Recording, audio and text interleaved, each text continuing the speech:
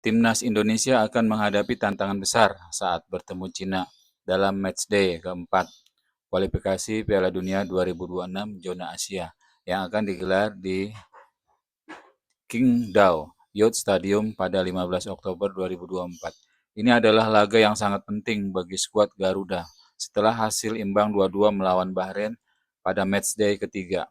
Pada laga tersebut, Indonesia hampir meraih kemenangan sebelum harus menerima gol penyeimbang dari Bahrain di menit ke-90 plus 9.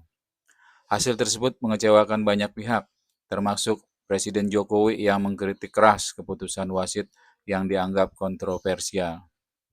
Indonesia kini berada di peringkat kelima dari 6 tim di grup C dan membutuhkan kemenangan untuk menjaga asa lolos ke Piala Dunia 2026. Namun, tekanan tidak hanya datang dari lawan di lapangan, tapi juga dari situasi intern tim. Sebanyak 7 pemain Indonesia sudah mengantongi kartu kuning, yaitu Calvin Verdong, Muhammad Ferrari, Martin Faiz, Justin Hapner, Ragnar Oratmangun, Marcelino Ferdinand, dan Ivar Jenner. Kartu-kartu kuning ini menjadi ancaman serius karena jika salah satu dari mereka mendapatkan kartu kuning lagi, maka pemain tersebut akan absen di laga berikutnya yang merupakan pertandingan yang penting melawan Jepang, pemuncak klasemen grup C. Bagi pelatih Sintayong, ini merupakan dilema besar. Di sisi lain, Indonesia membutuhkan performa terbaik dan kerja keras dari para pemain untuk meraih kemenangan atas Cina. Permainan yang terlalu agresif bisa mengakibatkan beberapa pemain andalan harus absen di laga berikutnya. Apalagi lini belakang Indonesia yang menjadi fokus perhatian dihuni oleh pemain-pemain yang sudah menerima kartu kuning seperti Verdong, Ferrari, Hapner, dan Faes. Para pemain ini harus sangat berhati-hati karena posisi mereka sangat penting dalam menjaga pertahanan Indonesia. Berdasarkan statistik pertandingan sebelumnya, Verdong, Ferrari, dan Faes mendapatkan kartu kuning saat melawan Arab Saudi pada matchday pertama, sedangkan Hapner meskipun hanya mendapatkan kartu merah saat melawan Australia menjadi satu-satunya pemain yang dihukum dalam pertandingan itu.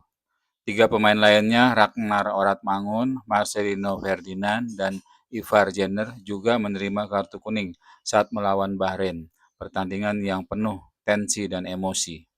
Kehadiran pemain-pemain ini sangat vital bagi strategi permainan Sintayong. Marcelino Ferdinand misalnya merupakan salah satu motor serangan yang kreatif di lini tengah. Jika ia terkena kartu kuning lagi dan absen di laga melawan Jepang, Indonesia akan kehilangan daya serang yang signifikan.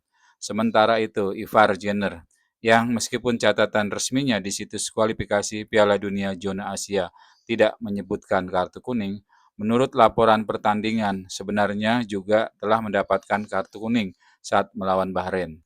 Absennya mereka bisa mengurangi kedalaman skuad dan pilihan taktik yang bisa diterapkan oleh Sintayong.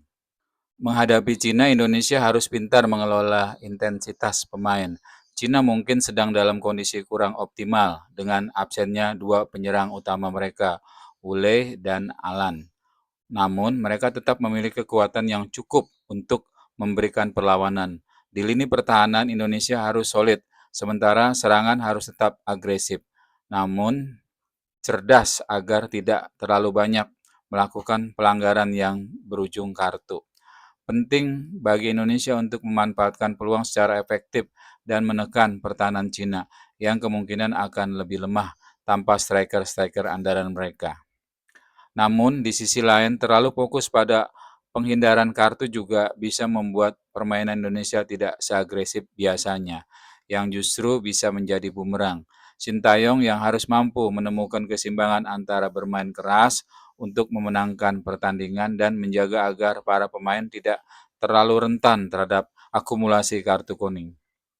Jika Indonesia bisa meraih 3 poin melawan Cina, maka posisi mereka di grup akan semakin menguat dan mereka akan masuki laga melawan Jepang dengan motivasi tinggi. Pertandingan melawan Jepang akan sangat menentukan bagi peluang Indonesia untuk lolos ke Piala Dunia 2026.